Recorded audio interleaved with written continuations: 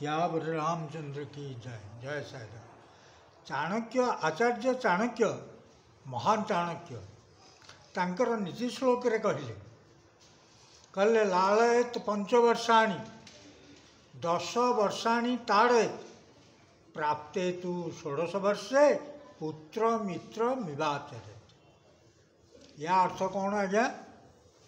लालयत पंचवर्षाणि तम पुओ को बा संतान को 5 वर्ष है जाए भलरे लालन पालन स्नेह सुख श्रद्धा सबू देव ताकू पाल।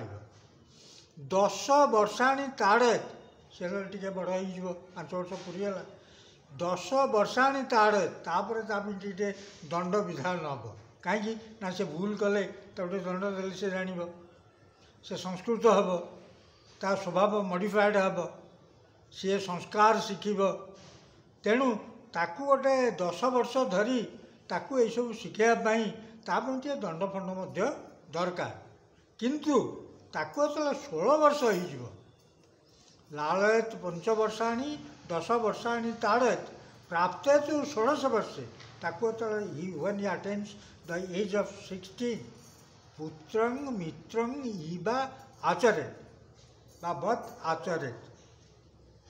पुत्र को आउ सेमती देखा हम पुत्र हो मित्र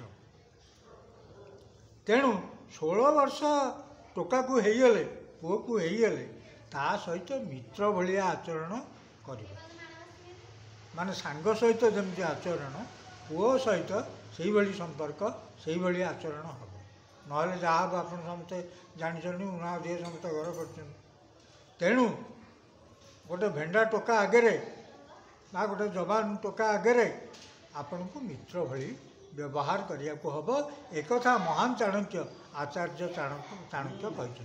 सियावर रामचंद्र की जय।